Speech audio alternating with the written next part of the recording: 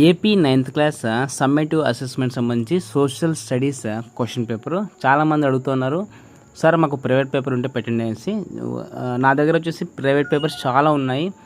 అందులో ఏది ఇంపార్టెంట్ అనిపిస్తే కనుక ఈ క్వశ్చన్స్ చూడడం జరిగింది. ఒక టీచర్ అయితే మాకు రెఫర్ చేశారు, దీంట్లో చాలా మటుకు ఇంపార్టెంట్ క్వశ్చన్స్ ఉన్నాయనేసి. సో అందుకే మీకు ఇదైతే అప్లోడ్ చేస్తున్నా.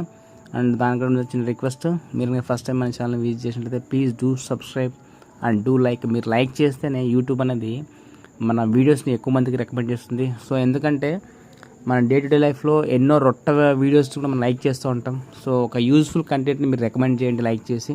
అలాగే కమెంట్ సెక్షన్లో మీకు ఇంకేమైనా డౌట్స్ ఉంటే కూడా కమెంట్ సెక్షన్లో కమెంట్ చేయండి. ఇక్కడ క్వశ్చన్స్ అన్ని చూడండి. సెక్షన్ 1లో మీకు మొత్తం 12 ఉంటాయి.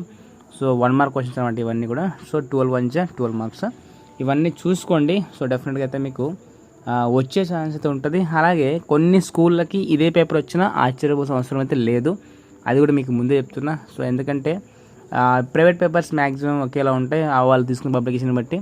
సో నాకు వచ్చేసి ఇందులో ఉండే పబ్లికేషన్ కొద్దిగా బాగా అనిపించింది.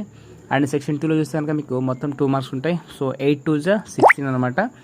ఇవన్నీ కూడా వెరీ వెరీ వెరీ ఇంపార్టెంట్. అలాగే ఇక్కడ క్వశ్చన్ నెంబర్ మిస్ అయినా చూసుకోండి. అండ్ సెక్షన్ 3లో మీకు మొత్తం 8 మార్క్ లైక్ 4 మార్క్ క్వశ్చన్స్ 8 ఉంటాయి. 8 4 32. ఇవన్నీ కూడా మీరు రాయాల్సి ఉంటుంది. దీంట్లో అయితే మీకు ఏం చాయిస్ అయితే ఉండదు, మనకు చాయిస్ ఓన్లీ సెక్షన్ 4లో మాత్రమే ఉంటాయి. సో ప్రతి క్వశ్చన్ కూడా వెరీ వెరీ ఇంపార్టెంట్. నేను కాస్త స్క్రోల్ డౌన్ చేస్తున్నా ఫాస్ట్గా. అండ్ సెక్షన్ 4లో చూస్తే మీకు మొత్తం 5 క్వశ్చన్స్ రాసి ఉంటుంది. Each question carry 8 marks. 5 8 40. ఇక్కడ ఏమంటే each question have internal choice అనమాట, అది గమనించండి.